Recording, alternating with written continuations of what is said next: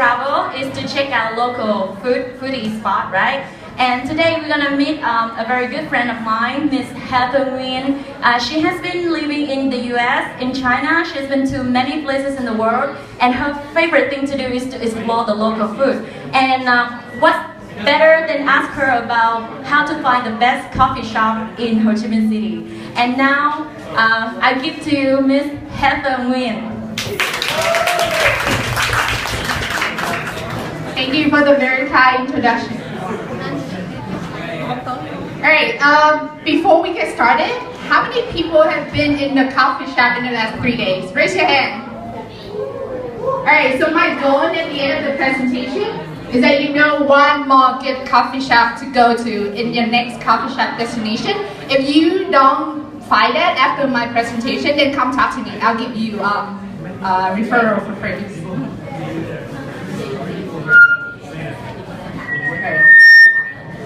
It's gonna be very hard. It's our challenge for you. Alright, I'm gonna step this to make sure. Now that's better. Alright, so next slide. Alright, so disclaimer before I started the presentation. I am not paid by any coffee shop to promote their brands. So you can trust me with my referral for the coffee shops. And also all of this observation is basically rooted on my experience. So take it with a grain of salt from there. Alright, so what are we going to talk about today? Very quickly, first of all, why am I into exploring coffee shop? You're probably going to find out very soon about it.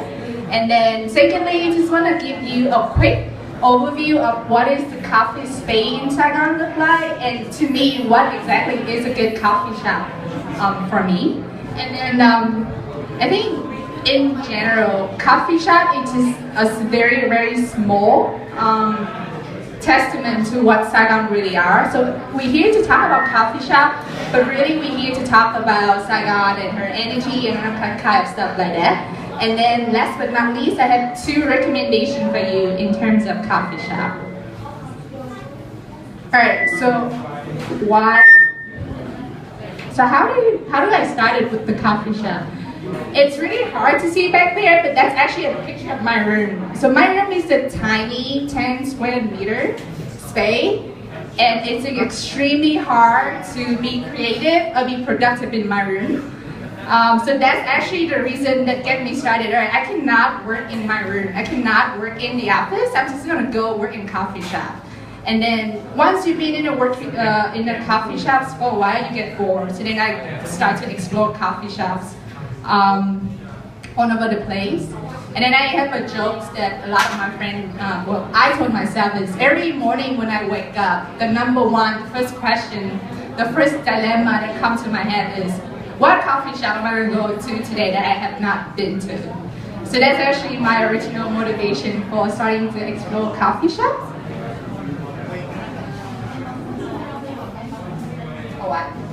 Alright, just very, very, very quickly. I'm not an architect. This is, I've done it with the help of an architect. But generally, if you look at the different coffee shops in Saigon, you can spot about 4 main trends that you see about here. First is the industrial. You see the big window, the black and white, very monolithic colors. That's industrial. Luzine is an industrial coffee shop. If you've been to Love Cafe, it's also an industrial style. Very, very easy to spot those kind of coffee shop. And then you have the what I call the fusion of industrial. So this is mainly, it's very similar to industrial coffee shop, but then it has more color in it. Like it has the, if you look at the right corner, and that would be, you have some more color, you have green, you have yellow, etc. So that's not really industrial, it's industrial and some Vietnamese style that mix into it. And then if you live in Phu Quoc, I'm sure that you've always been to this kind of coffee shop. It's really not a style, it's mostly just, they have a very, very nice style, it's a garden, you sit in there and that's why you enjoy the fashion and things like that. Those things is easier to do if you're in the outer district. You have more land, you have more space to do so. And then the other thing is just retro. They bring back the old time, the 50s, the 60s, the 70s into the coffee shop style. So those are just the main architect trend that you can see coffee shop in Saigon. Next one. Alright, so those are the main trends. And then you have these kind of coffee shop that's kind of fitted with no trend. I'm just gonna mention about 3 of them. So there's the coffee shop in the left corner. They have a giant statue of Buddha in the middle of the pond. And it's to me it's really cool. It brings a sense of zen into the coffee shop. And so far I've been only found one place to do that. And that's in Phuket District, by the way. And then you have the kind of like the French colonial style. You find a lot of French influence in Vietnam. So then when you look at the food, the cuisine, there's a lot of French influence in it. But to actually take a mansion or a house to turn into a coffee shop, which the French style, there's very few of them. The picture you're looking at on the right side, upper right corner, is Montpellier.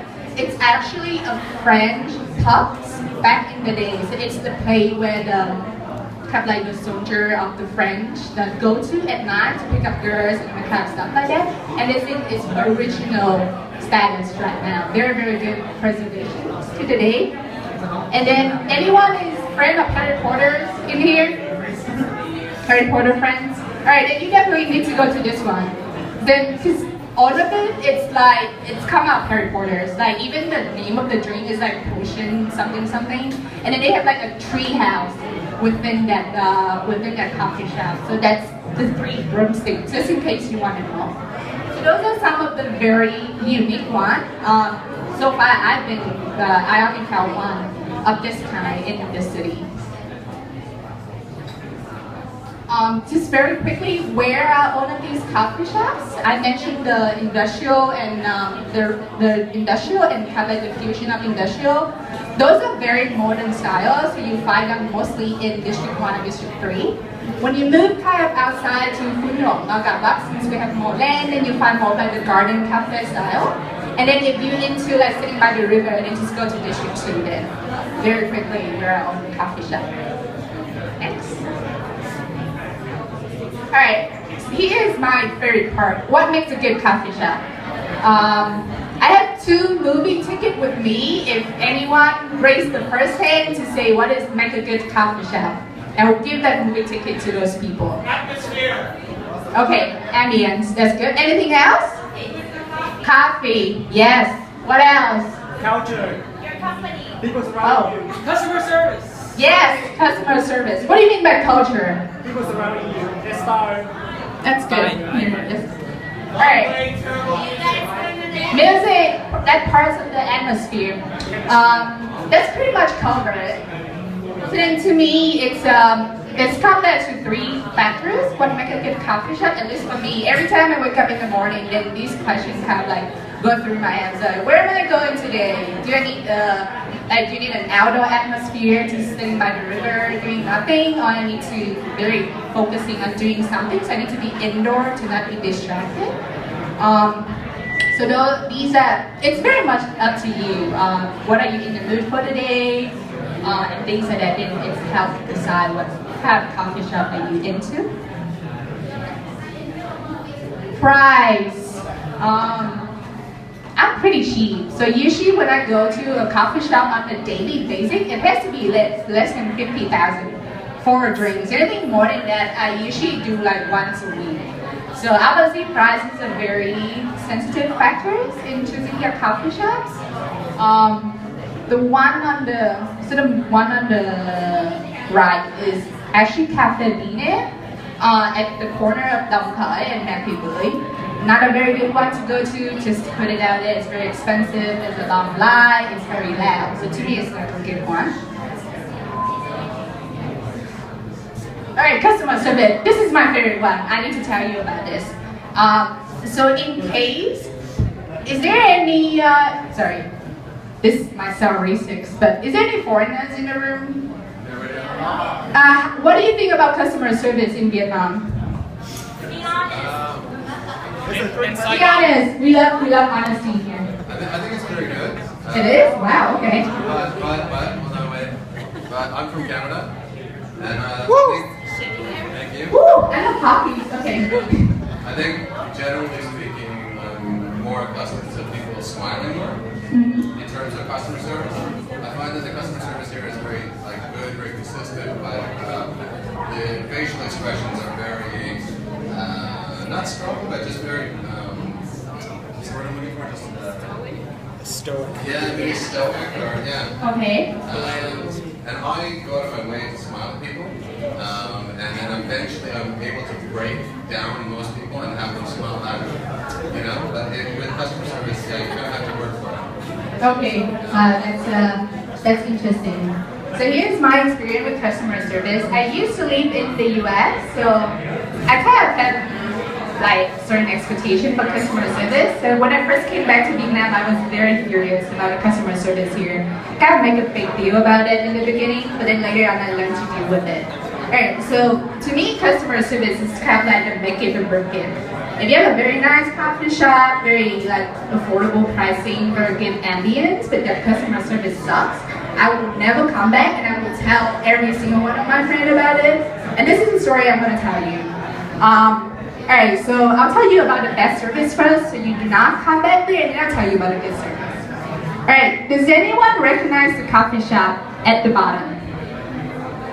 No one? I recognize it. Okay, alright.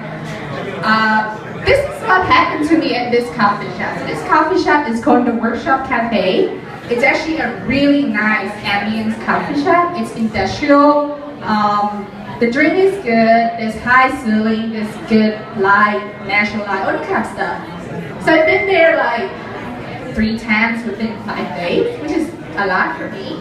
And then one day when I was sitting on the desk, and then sitting there for about 3 hours working on my stuff, and I ordered 1 drink. And then suddenly the waitress comes to me and asks, "Oh, would you like to order something else?" And I'm like, "No, not really." And she's like, "Well, can I have the table back if you don't order anything?" And I'm like, so I was stunned for 1 minute. I don't even know how to react. Usually in this kind of bad customer service situation, I'll be like, what the hell? I need to speak to the manager, what kind of policy is this? But then at that point I was just so stunned. I'm like, oh my God, of all the best customer service in Vietnam, I never run into this situation. So she literally asked me to leave the coffee shop if I don't order anything else. At that point I was just like, oh, okay, can I have the bill please?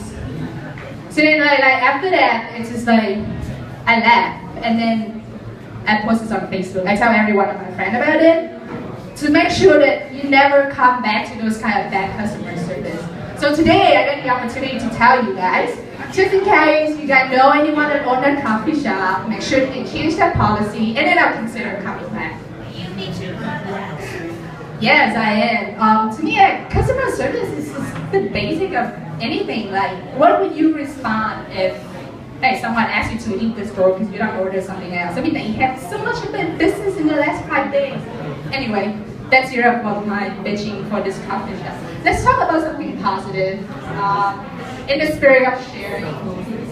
So the coffee shop in the upper corner is Acheya Cafe. Highly, highly recommended. It's a Japanese coffee shop, and the Japanese and Korean have something for customer service, because the customer service is really, really good. If you go to this coffee shop, they will park the bike for you for free. So they will take your bike to the parking and park it for free. There's a lot of other cool things about this coffee shop, but the customer service is the best part about it. So that's why I highly recommended this coffee shop. Alright, thumbs up. Alright, I guess very quickly, why am I talking to you, why am I sharing with you guys about all this coffee shop? Because I believe the coffee shop is part of the culture of Saigon. So this is a quote that might cause a little bit of controversy. Does anyone here live in Shanghai before? You don't count. But there's one person in the back. Alright, I used to live in Shanghai as well. And then I have to agree with this. This is actually a quote from a lady. She's a professor at the Wharton School, the Wharton MBA School, which is the leading MBA school in the US. And she's also an expert on Vietnam and China. She lived in both Vietnam and China. and she speaks fluent in both languages. And she told me that Saigon is actually more cosmopolitan than Shanghai. It's actually hard to believe when you first hear it, but I think if you think a little more and then dig into it a little more, then you kind of understand. But then I'll leave it to you guys to explore on your own. So what does it mean by being cosmopolitan? It boils down to something very simple. It's the ability to embrace the multicultural demographic, embrace different people, embrace different opinions, different trends and things like that. And that's exactly what Saigon is. For those of you that cannot read Vietnamese, of the picture in the middle, it's saying "Sống được ở Sài Gòn thì là người Sài Gòn," and I truly believe it. Like everyone comes to Saigon and live in Saigon, that's Saigonese. Like you don't have to say, "Oh, I have to be born here to be Saigonese." If you can live in Saigon and you enjoy it here, then you are Saigonese.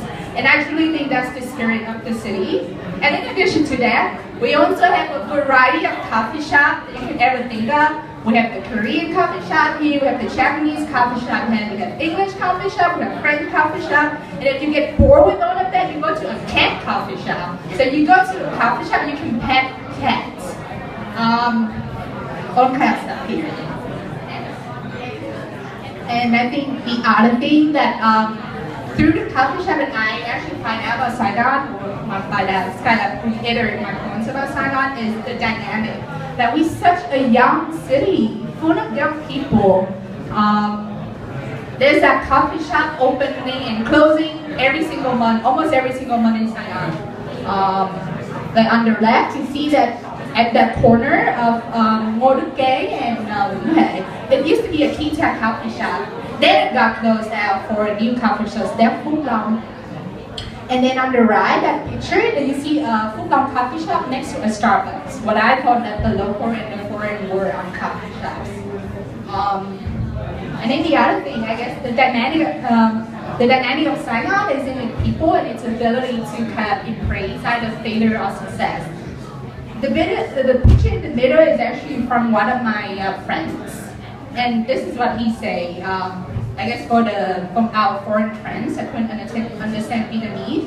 So in Saigon, you can fail, you can make mistakes, but you always have an opportunity to fix it, right? As long as you have faith and you have motivations, you always have an opportunity in Saigon. And I think that's another things that is so true about the cities, and one of the things that I've been in so many places. I live in the US, I live in China, I've been to different places, but I guess at the end of the day, Saigon is actually my favorite city. Next. Alright, so to stay true to the spirit of giving you advice when I try referrals and good coffee shop in the beginning, I'm recommending 2 coffee shops to you guys.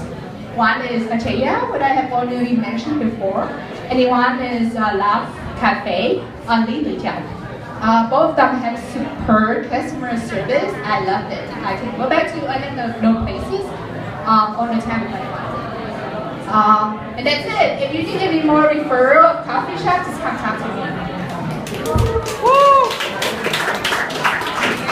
Thank you. So